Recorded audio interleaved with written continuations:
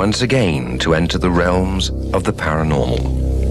And tonight, I'm going to take you to a Victorian building somewhere in the heart of the city, one which was the scene of dreadful cruelty over 100 years ago. Now, as you may know, I've spent a long time in this business, part of which has involved doing voiceovers for television and radio commercials and documentaries. And I used to go to this recording studio located in the Victorian building I've just mentioned.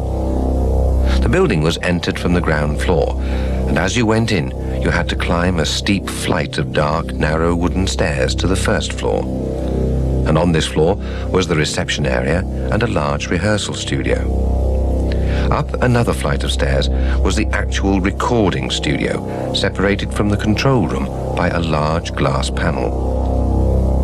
Because clients often wanted their tapes quickly, I frequently had to record them at night. It was not unusual to be there at 1 to 2 o'clock in the morning. Almost from the first time I went to the studio, I noticed that the upper floor and control room area were always chilly, not exactly cold, but distinctly not warm, even when the heating was going full blast. Anyway, one particular night during a recording session, we, that is, the sound engineer, the client, and myself, suddenly noticed the temperature drop much further than normal. It rapidly reached a level which made us all shiver. As we were remarking on it, the sound engineer made a jokey remark about it was probably a ghost come to complain about the noise. No sooner had he said this than the fader on the desk which was controlling the volume from the loudspeakers suddenly shut, cutting off sound altogether. Thinking that the engineer was playing a joke, I told him not to mock that which he didn't understand. After all, I was a fairly experienced psychic investigator by then, and I'd seen many things which could only be described as paranormal. He protested that he hadn't touched anything and opened the fader up again. And again, it shut with a snap, cutting off all volume. By the look on his face, the client and I knew that this time he hadn't touched anything. Because not only was the engineer as white as a sheet, he also jumped up from the desk and stood against the back wall with a look of great fear on his face. By now, I realized that something was amiss. I went round the desk and opened the fader yet again. And the fader shut itself suddenly without any help from me. My first thought was to find out who or what was playing about with us. So I asked out loud for whoever it was to make themselves known. Nothing happened until the client, who was a mature, hard-headed businessman, suddenly called out and pointed at the glass between the control room and the studio. And there, reflected in the glass, was the figure of a young girl of about 14 years of age. She was dressed in a long pinafore-type dress, and her dark hair hung raggedly about a cheerful but dirty face. Convinced that there was someone in the studio area, the engineer rushed next door, but naturally he found no one.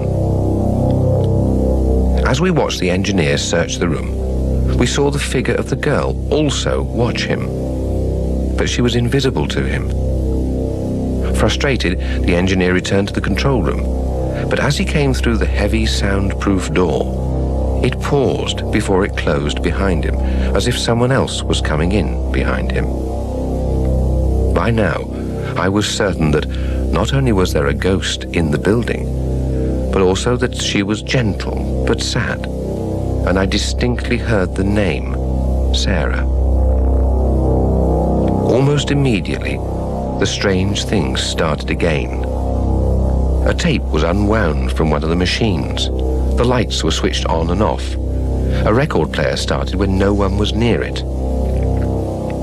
And we all at one stage or another actually felt something touch our faces. And then, as suddenly as it had started, it finished. The room became warm again, and the machines stopped playing up. My next stage was to do some research to see if I could find out who the ghost was. And, as I always say, to cut a long story short, I discovered that in 1876 the building had been a sort of halfway house for waifs and strays. It was run by a man called Mr. Pearson and his wife Gwendolen. Apparently they took in young girls who were, as the documents say, in danger of their well-being in the iniquitous streets of the city. On February the 16th, 1876, they'd taken in a young orphan off the streets. The records clearly show that she was admitted then, but there is no record of her leaving. However, one night a few months later, the owner of the studio was making some alterations and had to remove the wall at the back of the control room. And behind the wall, he found a sort of cupboard built into the rafters. On investigation, he found, in the cupboard, the skeleton of a young person. He also found an old diary. It had belonged to a Mr. Pearson and detailed the private writings of this man who tried to do so much for the deprived young of his city. One entry, dated the 23rd of June, 1876, the last in the book, stated that he'd had cause to punish one of his charges by locking her in the dark room at the top of the house. And records show that in the early hours of the 24th of June, 1876, one Edward Pearson and his wife Gwendolen had been killed by a runaway horse and cart near to their home. I could only conclude that the poor girl who had been locked in the attic had been forgotten and left to die, as no one knew that she was there. According to Mr. Pearson's diary, the girl had been called Sarah, the same name that I had heard in the studio.